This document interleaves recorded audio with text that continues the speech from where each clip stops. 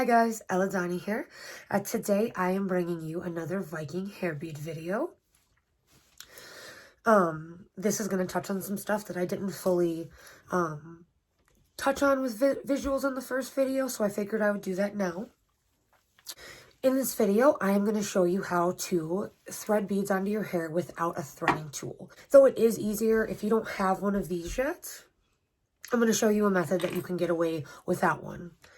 Though I believe Grimfrost has these for like $2, so it's definitely worth getting. First and foremost, I really like to make braids that frame my face. That way you can see the beads better and it really just kind of like draws the eye all up here. I also will put at least like a portion of my hair up, as you'll see in other videos when there are beads or braids in my hair. I always put a portion of it up because then that gives you a lot more to work with to frame your face with beads. When I am trying to frame my face with the braids, I always try to do them underneath other chunks of hair. So essentially, I'll pick a section that has another section directly over top of it. That way it falls over and covers the base of the braid. No matter how good you do a braid, the base usually isn't that attractive if it's like a looser long braid like this. I always like to have hair falling over it. I typically will do over the top of my ears, under this hair on my temple. I also like to do right behind my ears just because then it kind of falls right into the center of my hair if it's over my shoulder. And then how I have this last one is actually coming out of the twist on my head. So my hair is literally just twisted and pinned into this. And then I pulled hair from inside the part that's twisted. You have to be really, really careful when you braid this to not pull it out because this isn't... If you pull this, it's definitely going to unravel and the bobby pins may come out. So be very gentle when you do that. When you are choosing the sections of hair, first you want to brush your hair really well, put the part where you want it, and style your hair first. Then when you pick your sections under the other hair, you are going to want to brush or comb this really well.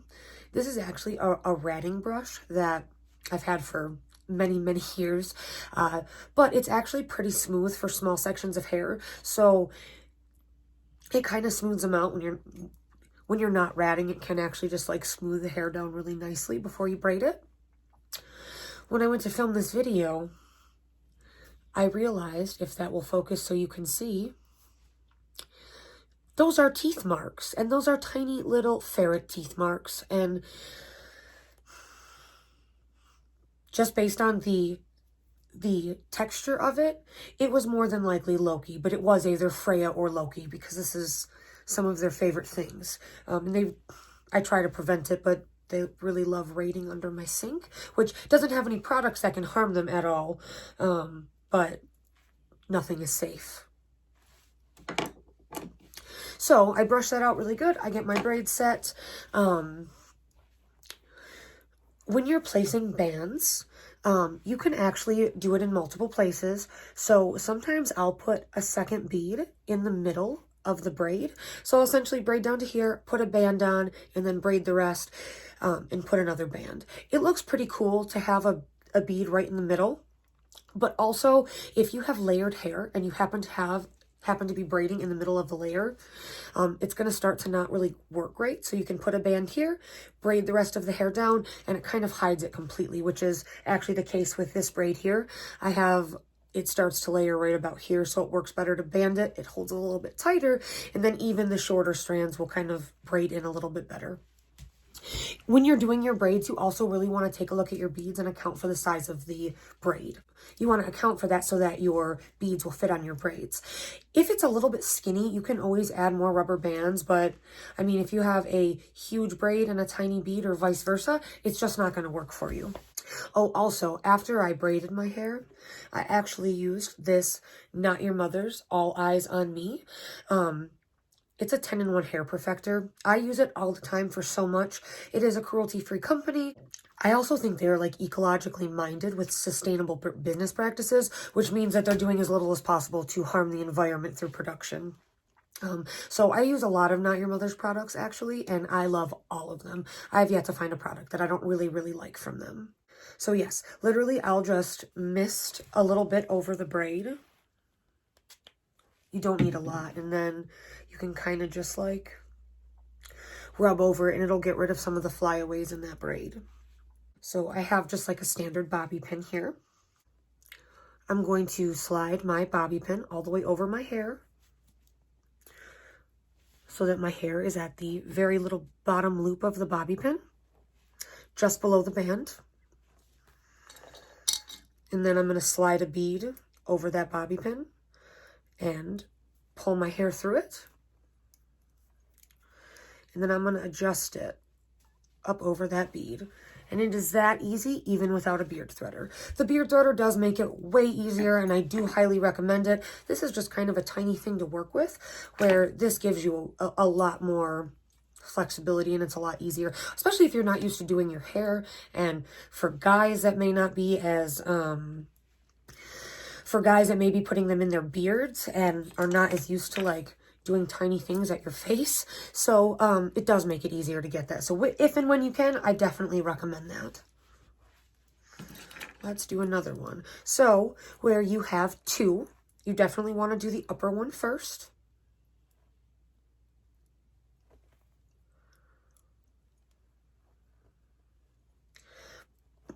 So when you're doing two, you want to do the upper bead first, but you're going to do it exactly the same way at first. You're going to go at the bottom. You're going to start at the bottom rubber band and go just below that.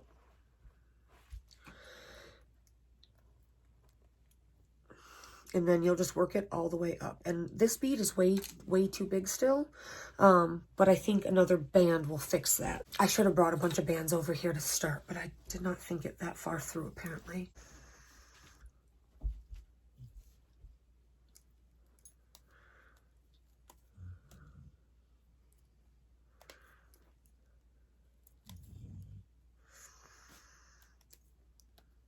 So I'm going to put another band here and hope that helps. I think it's going to. It feels a lot thicker over the other one. However, if it was too much bigger, it probably wouldn't work for me. So, onto the bottom.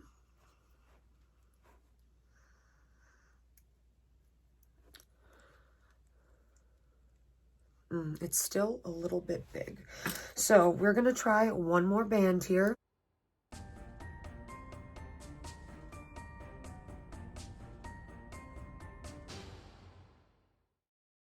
Luckily, it's a pretty big bead, so even if there's a lot of bands, it should cover it pretty well. Yes, we've got it now. So, 3 bands, and you can also like push them in to make sure. So 3 bands are on this one. Ooh, it almost...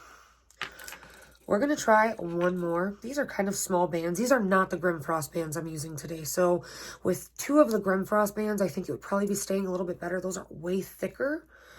These are just like basic little rubber bands from like a drugstore. You want to be careful how much you're pushing and pulling at your hair with rubber on it, only because it can damage your hair. So be careful with that. I tend to like to cut these out typically.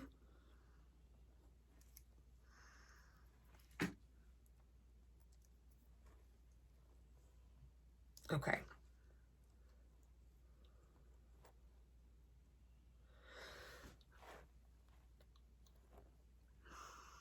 All right. So that one has 4 bands in it to make it stay. And honestly, if I was actually like going out or going to an event or something like that, I'd probably be picking a thicker braid or making a thicker braid to put this on, because even still, it's a little thin. Because I'm just recording, it's not a big deal, because if it falls out, I'll find it. But if I were actually going out, I would definitely be securing that a little bit better or putting a different one in. I don't even know if another rubber band would really help so much. Again, if it's too thin, nothing's going to help you. Because I'm just kind of sitting home recording, it's not a big deal because I'll feel it if it falls out. But if I were going out, I definitely wouldn't trust it. So just be wary of that, because you will lose beads if they're not secure.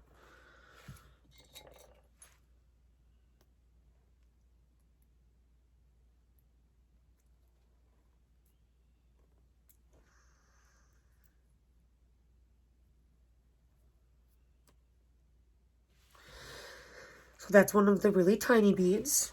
I actually love these tiny ones just because I think they're really cute accents that work anywhere, which is actually what we'll be putting in these final 2 braids as well. Really hoping it's going to fit over this thicker braid, but I sort of forgot that I'd only had 2 of the larger beads and more of the real small ones. So up over the hair, work that onto it. If they're really large bobby pins, it's not going to work for these tiny ones. So definitely make sure that you have smaller ones. Ooh, and this hair's not wanting to fit. Oh, there we go. Just be careful pulling, remember. So what I'm going to do, because this is a thicker bead, I'm actually going to stretch out the rubber band so it's not so bunched on itself. And that is what's going to help me to secure this bead. You can also, if you want to, so let's try this. Just because this bead is so tiny and it's thick hair, we're going to pull this band out. We are going to thread this bead onto the hair. It's going to work much better because the hair is thicker.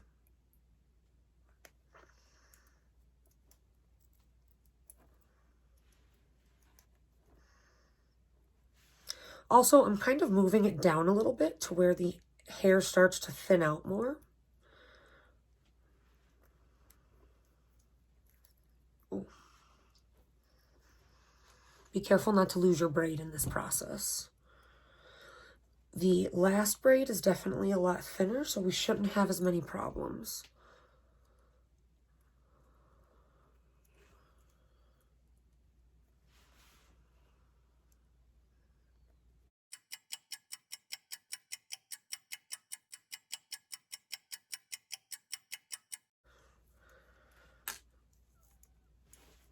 So we're going to put that bead and move it all the way up to the braid, and then we can secure it underneath with this band because it is so tiny. My hair is pretty dark, so you can't really see the bands in it, especially like from afar for pictures or a shoot or anything like that. You might want to look into clear bands if you have lighter hair, just so that they're less visible. So there is the 3rd bead. The last one we have to find up here. So also, it should be okay. I thought it felt a little thick, but I think we'll be fine. So thread it onto your bobby pin.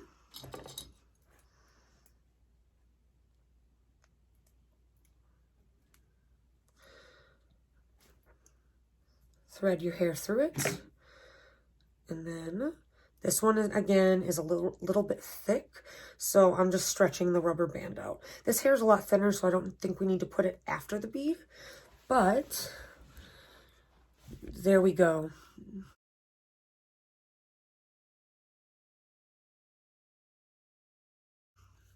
You can see with the 5 different beads in my hair. I kind of thought it was 4. I guess it was 5. Maybe I said 4 earlier. I try to put the bands at different levels. Especially if you have really long hair, you can have a nice long tail at the end of that braid, and I think that's still super cute. I try to have the beads at all different levels, and you can see where my placement is. They frame the face really well, and it makes a really good accent, and it makes it kind of cool and eclectic looking. Because of where I place the braids and how I style it, you can see it really does kind of bring them to the forefront. Sometimes I will do like smaller ones coming from back underneath, but if I'm only doing a few, this is where I choose to put them, just because then they're really a nice accent that pulls the eye all in here. And I do them at different levels to kind of balance out. Some of them are really close, but see, that's why I would not wear this out. Definitely needs to be more secure than that, but for the sake of the video, it's fine. So to do it at different levels, you can even choose to have like a longer tail on one of your braids, which if you have long hair, or I'm sure if you have short hair too, but I really only have experience with long hair.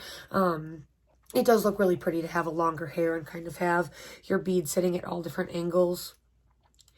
I would probably, if I did this again, how this is so long, I'd probably like this bead a little bit higher just to to have a touch of the silver up top. But other than that, I'm really happy with it. Whether you do cosplay or perform or anything like that, it does add an extra element to have jewelry in your hair, or even just for fun if you're going out, anything.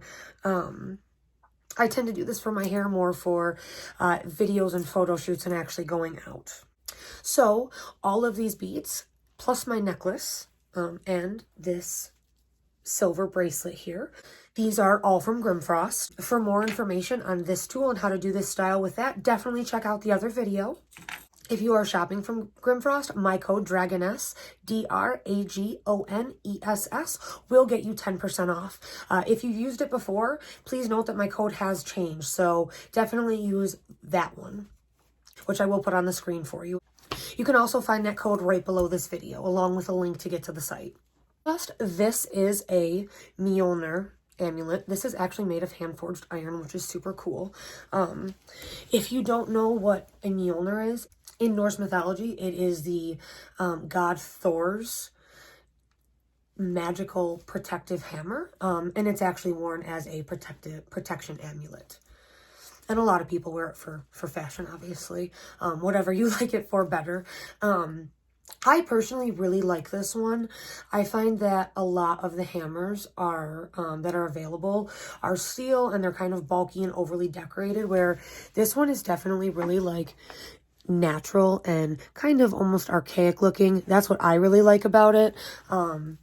Especially my style is a little bit darker, where the for me personally, I just don't think the heavy steel looks as good on me as this does. I love the small steel accents, but a lot of the hammers I see are just not my favorite for me personally. If you like this video, please don't forget to like and subscribe. I definitely have a lot of cool Grimfrost videos, as well as Viking braid and Viking hair videos coming. Thanks for watching, guys.